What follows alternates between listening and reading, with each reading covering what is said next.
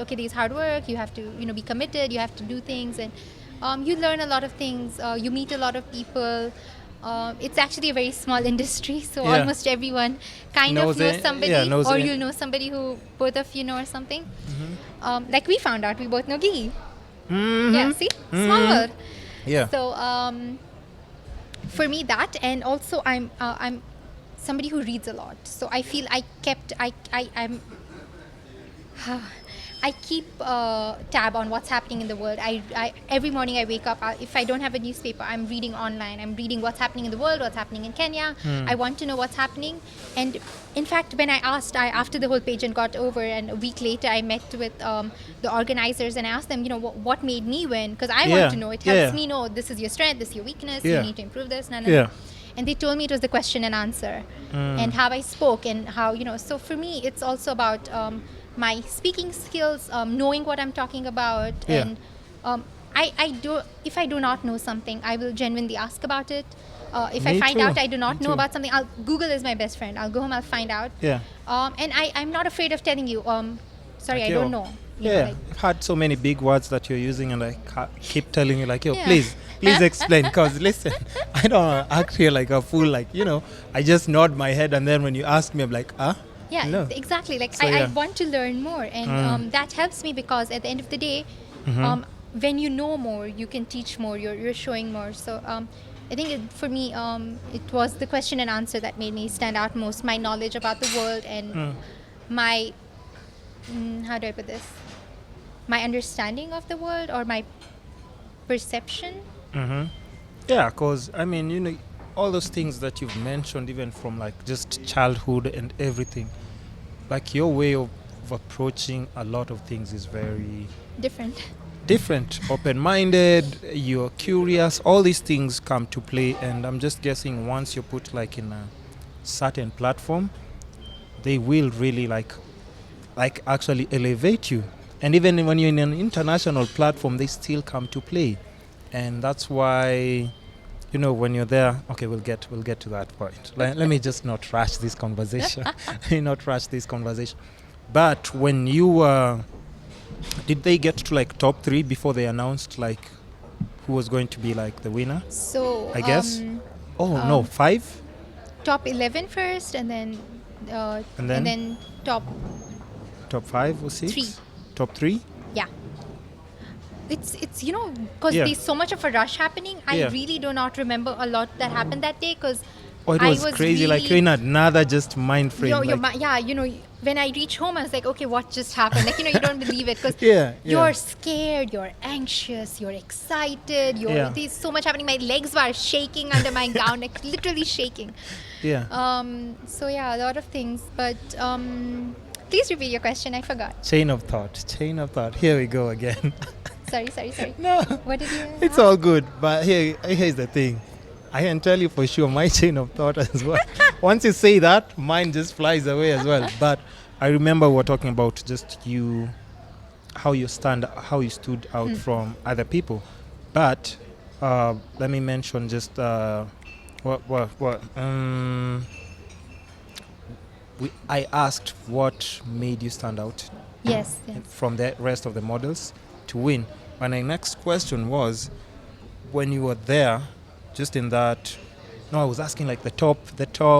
Oh yes. Yeah, the top contestants. Were you like top 3? You said top 5. I mean, I had to be in all 5. The tops so that I could reach number 1. Before they call like the first runners, second runners up, first runners up.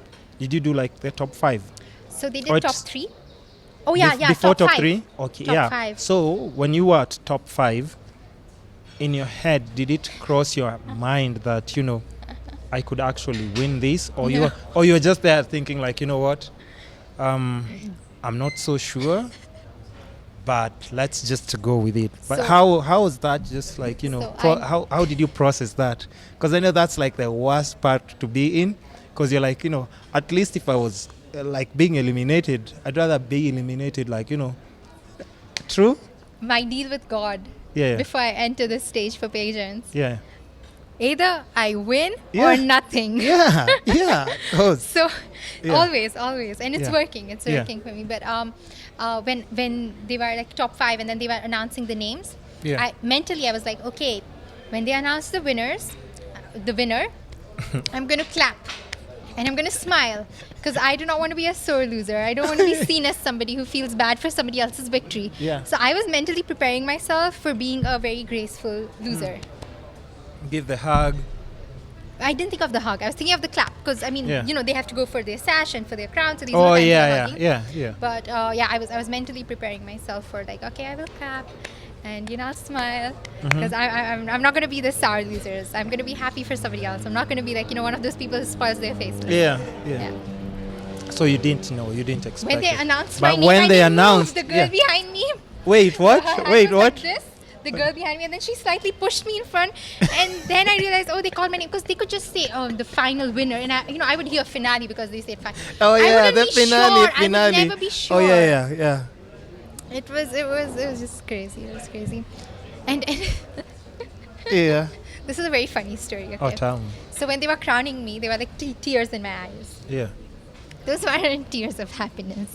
The crown was so tight. And I literally quote this because that was the moment I realized Yeah. that this is going to be a painful, responsible journey. Like this pain is going to constantly remind me Yeah. that I have to be a responsible person. I'm supposed to be a role model. Like this is not going to be pretty. It's going to be heavy, and it's going to be, Yeah. So at that moment, like all that was going through my head. Like, Yeah. So the crown was actually just hurting It's you, but heavy. yeah. Oh, it's heavy and is it was tight a heavy. bit as well. Yeah. I think because my Your head head is size tight, is different so than the it has winner to, who like- had put it in. Yeah. So our heads were different. So and we had to have it on my head. Yeah, And yeah. my hair was open, so it's slipping, but it went well. But it was like and I can remember for when you were crowned, because like for Miss World Kenya, they didn't like do a lot of social media. Yeah, I think 'cause Thing? it's more of an international platform. Yeah. Yeah. So locally, they didn't like really do the, what do you call it, like publicizing a lot. I wouldn't know Maybe on much. social media. Uh-huh. But I know. Did you notice how Miss Universe Kenya last year was? I'm not sure I was around.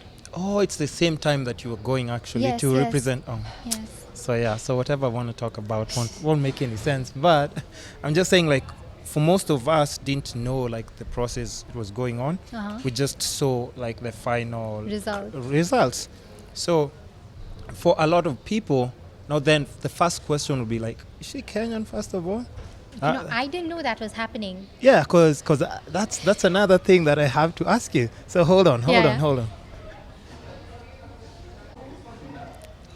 So yeah, the question was, the levels are good. You can't take any chances. Yeah, the question was, did Kenyans understand that you're actually, because like I said, we didn't go through the whole process of like selection, so we didn't know what was exactly going on. We just saw the winner has been announced, and this